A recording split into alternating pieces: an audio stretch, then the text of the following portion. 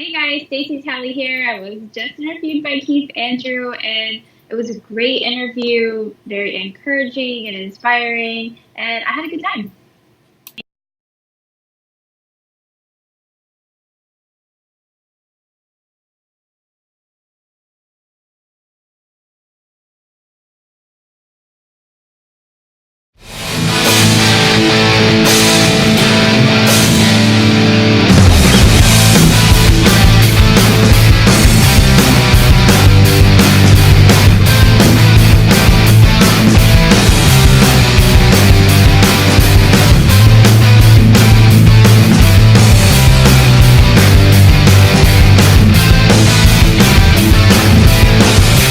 Ladies and gentlemen, you're watching the Keith Andrew Network. This is episode 622. That's right, 622. I'm here with the talented and beautiful Staci Talley, and I just want to say thank you for being a guest on my talk show. Thank you for having me. No, the honor's all mine. For people who want to know what my talk show is about, the whole point of my talk show is to show people that even with having a learning disability, I can still amount to something.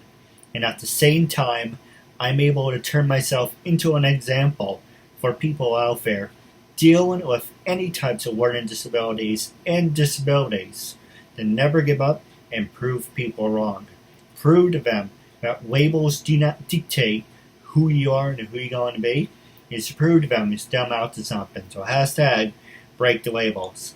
So that being said, half hour, 32 minutes of your time. Say anything you want, talk about whatever you want. It's freedom of speech, self-expression.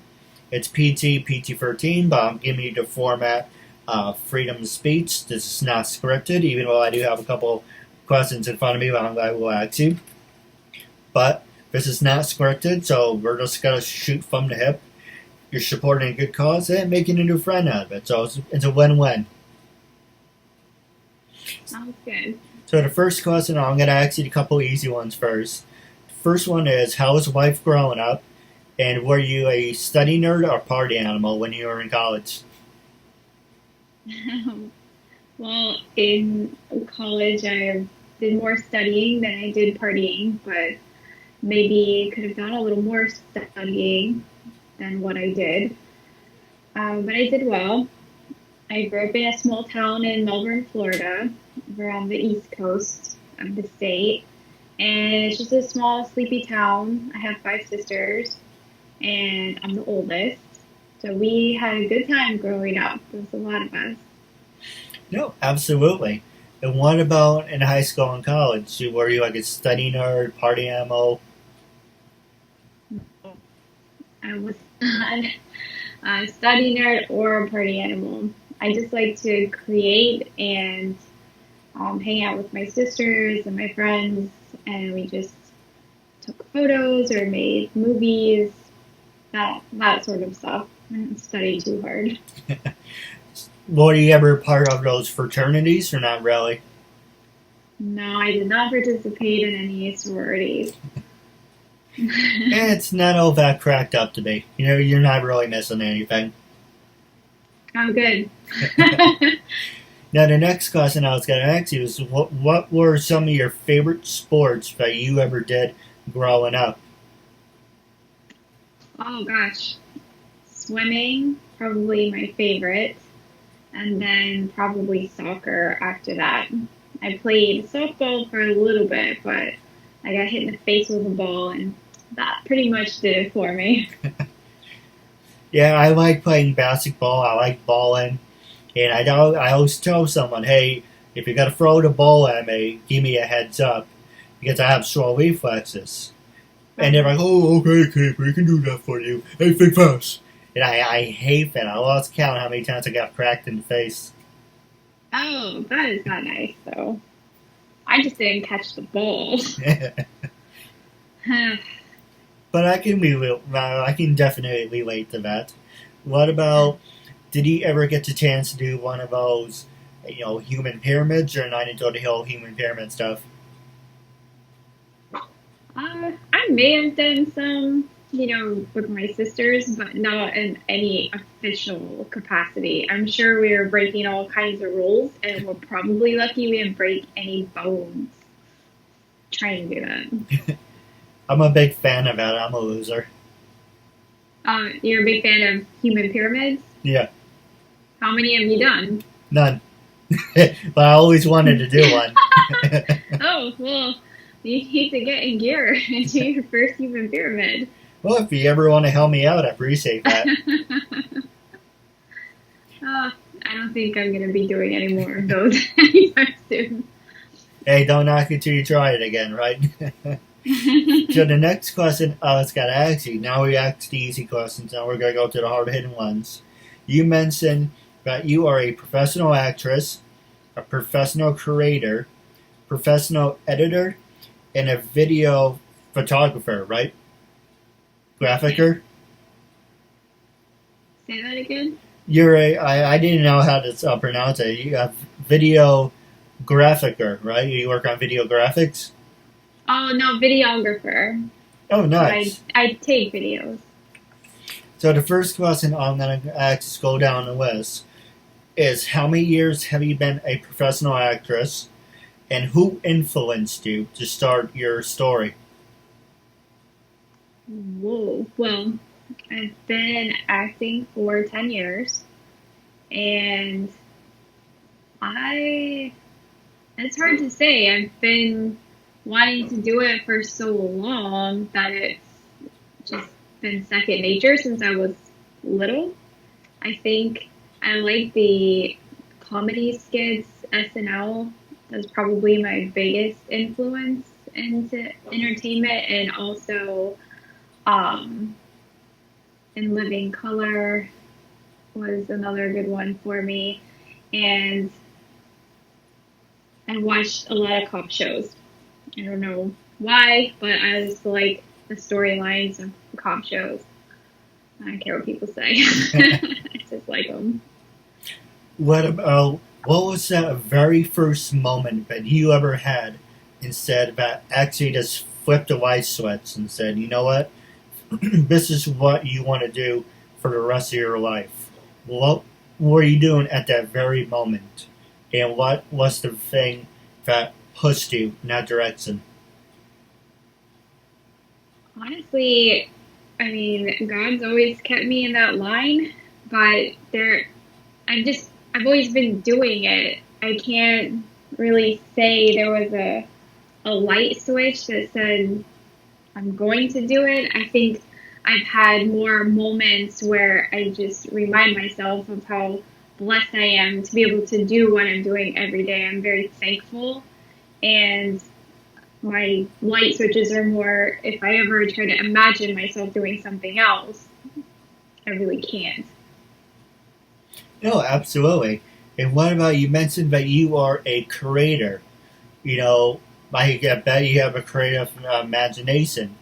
What inspired you to become a professional creator? I think that's something you're just born with. It's something that you like to do. You want something. If you can't find it, then you make it.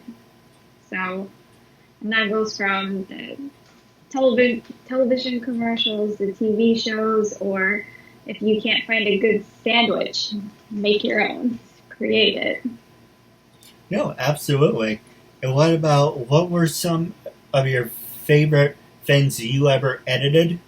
And what was the very first software you ever used to edit your videos? The first software I ever used was Final Cut 7. And then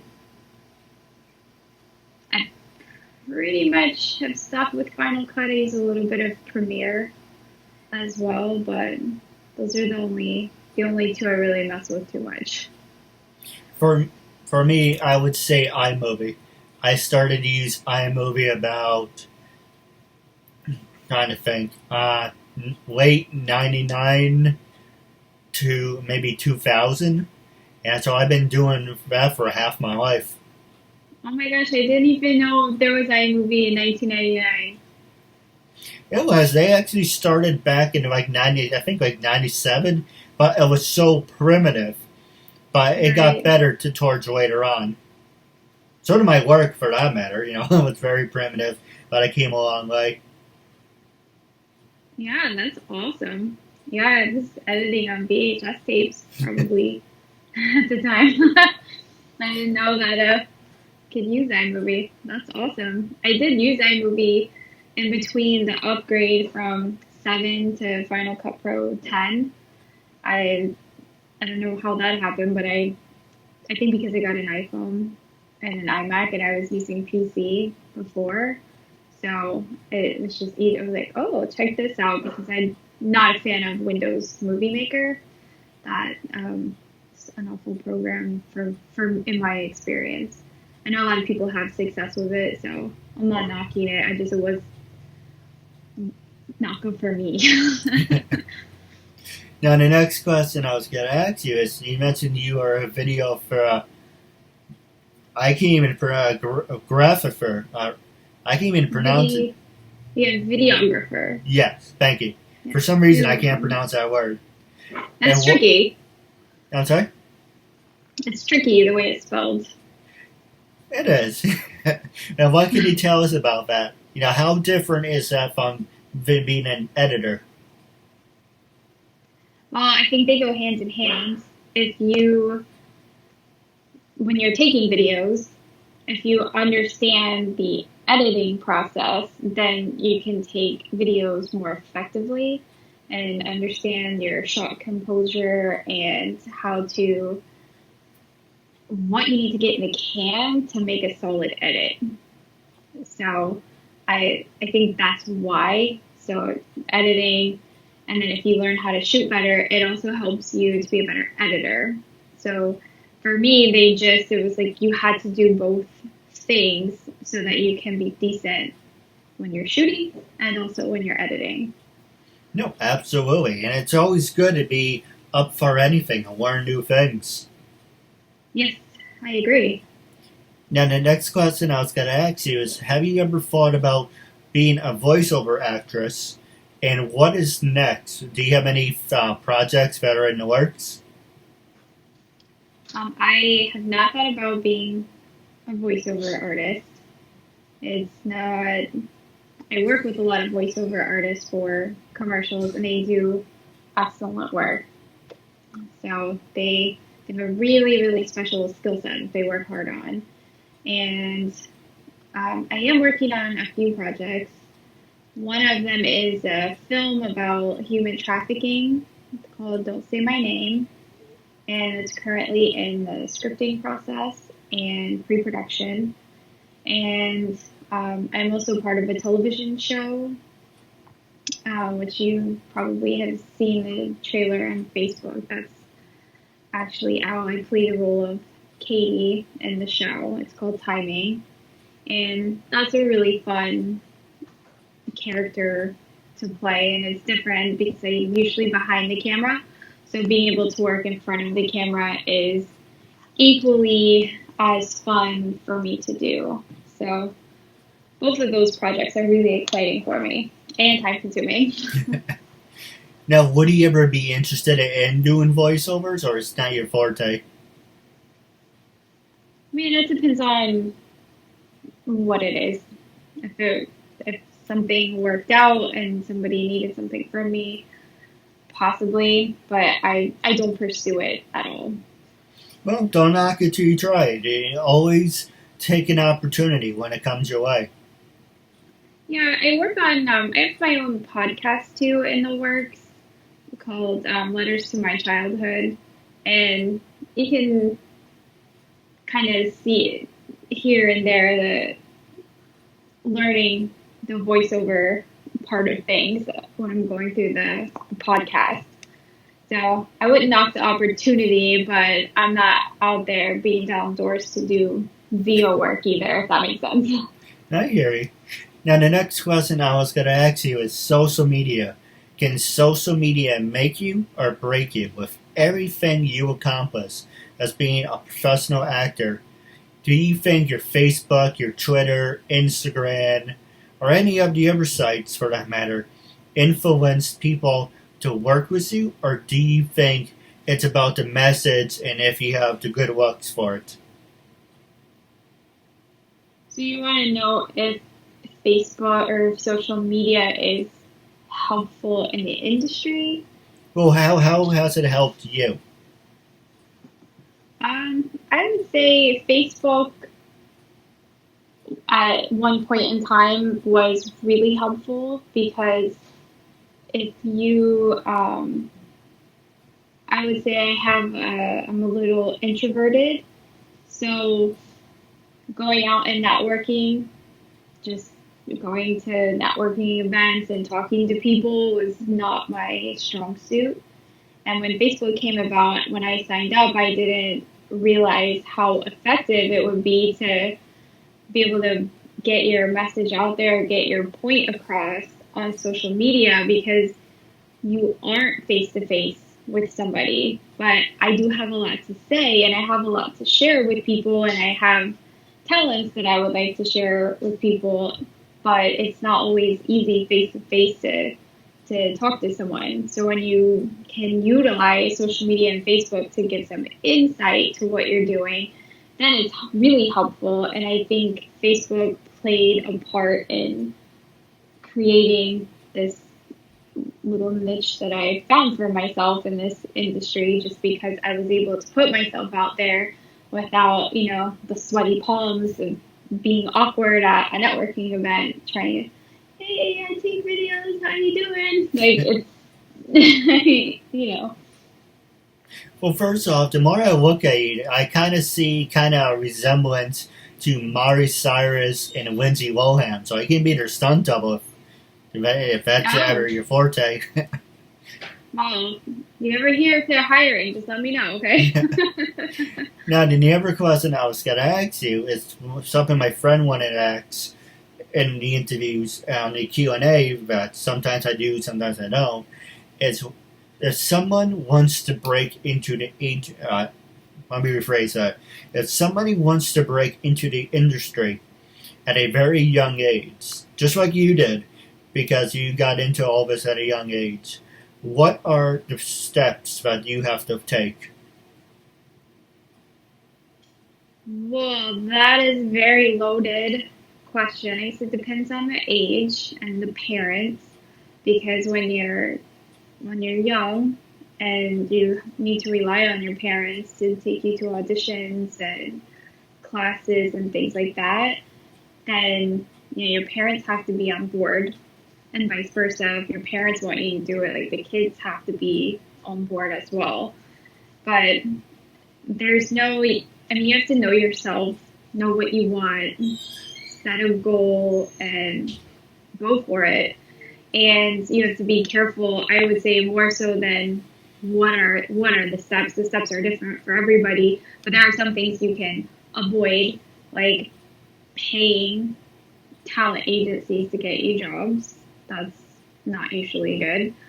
Um, if they try, talent agencies will try to get you to pay for headshots from there. That's not good. You should find your own headshot photographer, a trained headshot photographer that has a reputation in the industry because it's also about networking in a sense. So if you go, you would like to say you can hire whatever photographer you want to take your headshots, but the reality is if all the casting directors here in Central Florida, if you hire someone that doesn't do a good job, they will see it right away based on all the other professional headshots that they're looking at. You don't want to be a cookie cutter and have, or go to a cookie cutter headshot photographer that you can't tell one person from the next. Right. But face needs to be lit. You need to look like yourself, and don't be afraid to audition for things, and also don't be afraid to research what you're auditioning for,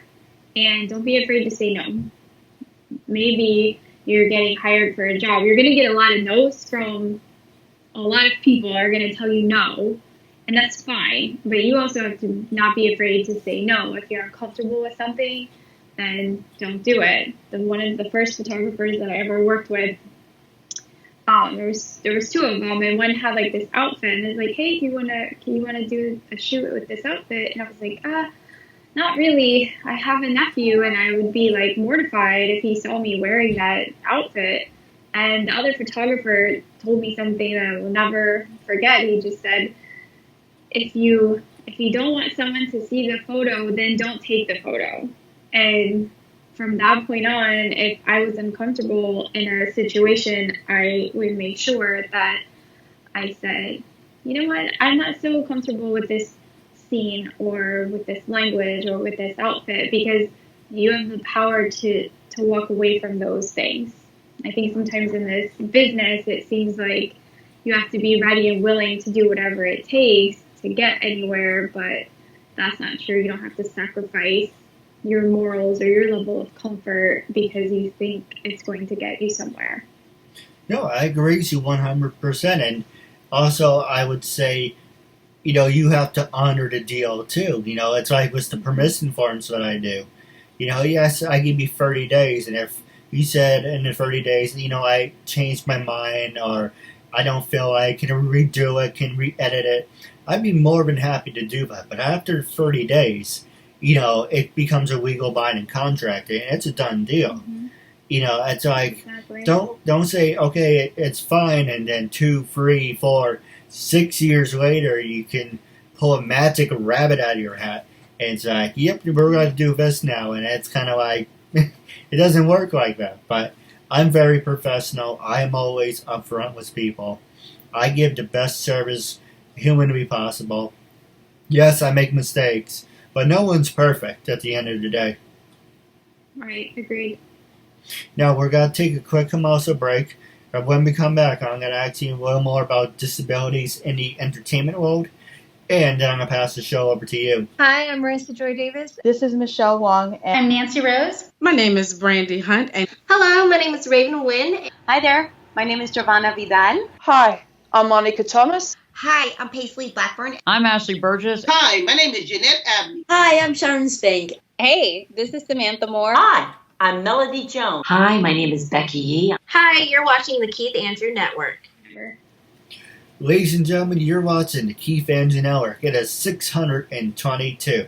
I am here with the talented and beautiful Staci Talley, and I just want to say thank you for sticking with us. Yeah, I'm happy to be here. Yeah, the honor's all mine. Now, as we come back from the commercial break, I do want to do a little plug. You can follow the Keith Andrew Network on Facebook.com. Go to Facebook.com, type in KeithAndrewNetwork.com, and you can like my fan page. There's also a backup page as well that's in the works, but make sure to like the main page. Also, go to YouTube, YouTube.com, type in KeithAndrewNetwork.com. Make sure to like, subscribe, hit the little bell icon to be up to date with all the new episodes. So if you don't like YouTube, you can like Facebook. If you don't like Facebook, you can like YouTube. I'm also on Twitter and Instagram at KeithAndrew88 and Keith Andrew Network. Also, your information and your name on your Instagram will definitely be on the bottom of the screen, so all your fans can follow you on Instagram. And I don't know, do you have a YouTube channel? I do. It's just the same name, Staci Talley. Oh, there you go. And you can subscribe to both of us. With that being said, there was 8 minutes left. I'm going to talk to you about disabilities, and then I'll pass the show over to you. So the first one I'm going to ask you, with everything that you've seen of my work, do you think I have and you can be completely brutally honest, with everything you've seen of my work, what is your honest opinion? And do you think I have a future in this industry? Or do you think that it's going to be hard because with people with disabilities, you're not always going to find people that are going to be lenient and willing to take the time to work with you? Well, I don't think that people that aren't lenient or don't want to take the time to work with another person should affect you. I think that you're persistent, you are charismatic, and professional. So if this is something that you want to do and you want to pursue and you're passionate about it and you're doing it because you want to do it, then I think you have a future in whatever you put your mind to. No, absolutely. I've been doing this for 6.5 years, and I want to do this until the day I die. That's how passionate I am about it. I can tell. But what would you say to people with disabilities who want to follow in your footsteps? Regardless of disability, or it's more about what you want. What are you passionate about? What are your dreams? So if your dreams are to be an actor, learn how to edit, there are resources out there available to help you do those things. So if you're passionate about it, then you can do it. And people that say that you can't, just brush them off. They're not important. No, absolutely. It's kind of like the John Cena thing he used to do. It's okay, I shook you right off. Now, with that being said, I'm going to pass the show over to you. Was there anything you wanted to know, talk about, promote? This is your time. So I would like to know, what is your goal for your network? My goal is to become, I know it sounds like an oxymoron, to become famous. Like everyone says that. But yes, I do want to become famous, but also I want to become most at aneurysm. Yeah, that shows you where my mind is. I want to become one of those people that show you, look at someone with a disability can accomplish. I want to become, I say I'm a motivational speaker, but I want to become one of those motivational icons, one of those motivational gurus, and say, hey, he had to eat a lot of crap, but look at what he was able to accomplish. Now I want to follow in his footsteps. And, I could never go to college. I mentioned this in hundreds and hundreds of other episodes, because I have ADD, ADHD. I read and learn at a middle school level. I have poor social skills. I'm socially awkward. And along tip of the iceberg. But I'm showing you, hey, look at what someone who's on the spectrum of being retarded, look at what he's able to accomplish. All by himself, no help whatsoever, and he's doing something that's great. I've been doing this for 6.5 years, and I feel deeply in my heart that this will eventually open a door for me.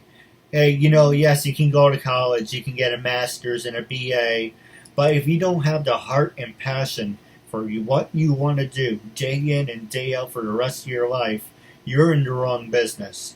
And for me, I want to do this until I die. Now, I'm not saying that to be cute. I'm not saying that to be funny. I really mean that. This is what I want to do. And it's great. Yes, you have the heart and the passion. That's half the battle right there. But at the same time, you need to be qualified. You have the right mindset. But I'm trying to find an in-between where both sides are happy, if that makes any sense. Just like what you did. I don't know if your parents were supportive or if they are very supportive.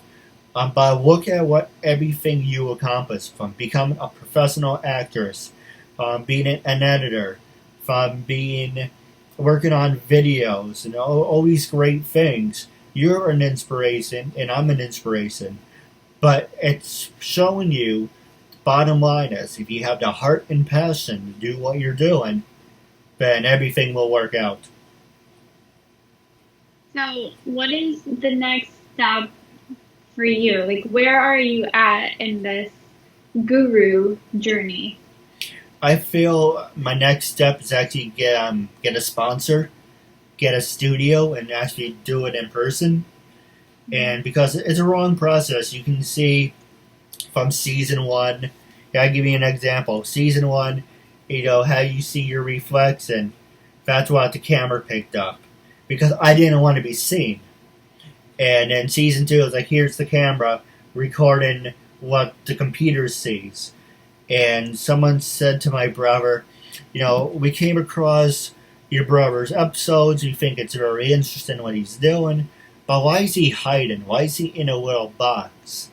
And I'm thinking to myself, he's right, or very right.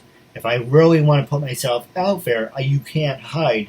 You need to show people this is who you are and this is what you want. And so in season 3, we're in the middle of season 3, it's now cut in half. I'm on the right, you're on the left, or if you want to interview me, I can switch it. So you can see from recording from the phone, from the computer, from having Skype recorder, you can see over 6.5 years, there's a transition. My episodes have gotten better. I got in more confidence. I don't ask a lot of stupid questions like I did any other time. And if you do look back and you're like, well, why do you refer to yourself as uncensored? Because long story short, I'm a big wrestling fan. And now I'll give you an extra 2 minutes for this one. I'm a big wrestling fan, and I liked how Hershey's and Snickers present WrestleMania or Monday Night Raw. And I was like, well, I'm paying for the name on Keith Andrew Network. Why not use the Keith Andrew Network Presents Uncensored? And yes, I came across this celebrity, former Power Ranger, and blah, blah, blah. And I was supposed to work for Blog Talk Radio. We had, I don't know, it just didn't work out because I don't like doing audio. I have to physically see who I'm talking to. Eventually, yeah, I would turn it into audio, so it doesn't really make a difference. But at the time, I thought it was really good, and then I was like, no, I do my own thing. And I originally got up to 300. People were making idle threats to me, saying, yeah, you're hurting my image. My agent said, my publicist said, you're doing this. I took it all down. My brother and sister said, you're not, copyrighting, you're not trademarked. I'm just giving you the highlights. I went to a lawyer, and I found online, it says, can I ask you a couple questions? Blah, blah, blah. I don't have to be trademarked. You're not making money. But your big mistake was you're not doing permission forms. Because I was taking people at their word. So originally, you were supposed to be, if you really want to make me nuts, 926. But I took all that down. So you watch my early work, and you can see in the description, I say episode 42, but then it pops up 146. Because I had to re-edit all that. And then it says uncensored. Because at the time, I was calling myself uncensored.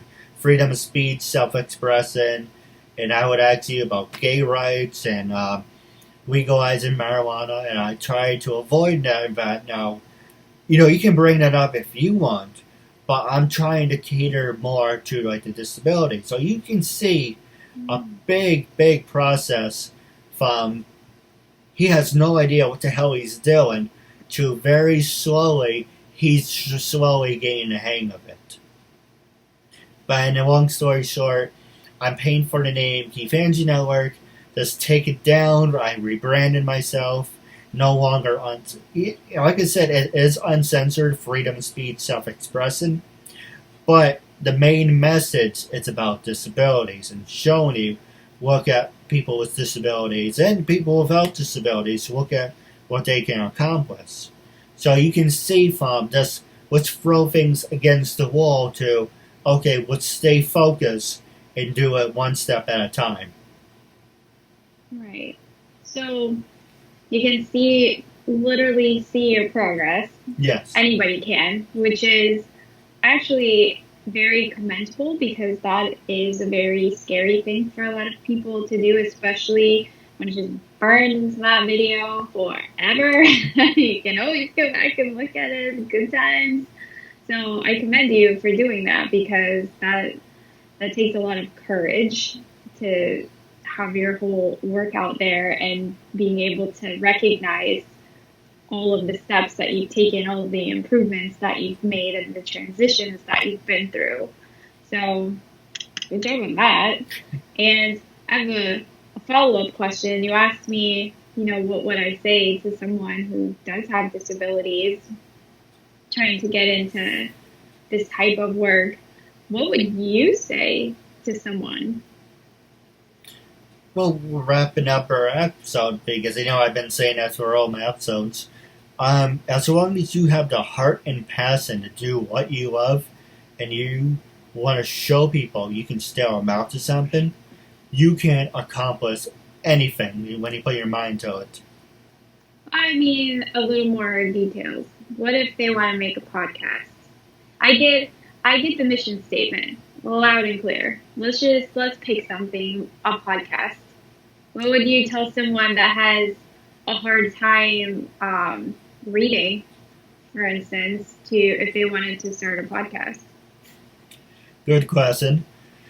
I would tell them stay focused on what you want, make things at your own pace, write your own stuff so that you're comfortable reading your own script. I'll give you an example. Someone gives me a script and I'm looking at it, I would shorten it and make sure there's a couple of changes, but make sure you're comfortable speaking what you're feeling and just go at your own pace. It's not a race, it's not a competition. You're making that statement of saying, I will move one step at a time, and saying, I wrote it, I said it, I stand by it, and I mean that. And you just move at your own pace. I'll give you another example, then we're going to wrap up. People say to me, I'm not a great interviewer, I'm shy, I am resistant to this, resisting the force. And those same people, after we do an episode, oh, that was a great episode, I really told you things that I never really told anyone, you let me open up to you, there's something about you that makes me feel comfortable around you, I make jokes, I tell stories. So if you're willing to say, this is who I am, and you can have fun, make people laugh, and that's something else I need to start working on, tell funny stories again, you can actually accomplish anything. You just need to be yourself. Yes, I mentioned in my interview, my first ever TV interview, I want to be the next Bill O'Reilly. I want to be the next Bill Maher. But I don't want to be a carbon copy. I want to be the very first me. So just set something up, make it your own, and take it one step at a time. And then people will eventually come over to your side. That's great advice. Now, for anybody. Now, I do have a couple questions for you off the air. Wrapping up, actually, before I say that part, how can people follow you on social media? Are you on Twitter, Instagram, LinkedIn? Yes, it's Staci Talley on all of that. I think Twitter is the Staci Talley. And Instagram is Staci.Talley. And Facebook is just Staci Talley. And Staci Talley on LinkedIn. And my last question for you is, when I first approached you to be a guest on my talk show, what was your honest reaction when you read it? What made you say yes? And how do you feel now, and would you recommend it? When what's funny is I feel like somebody on Twitter suggested that I follow you, and I think that's when I looked at your Twitter profile, I was like, okay, because one of my sisters has a slow learning disability when we were growing up, and so she's overcome so much, and I'm so proud of her and everything that she's been able to accomplish. And I just kind of, looking at what you're doing, it was very motivating when I saw it.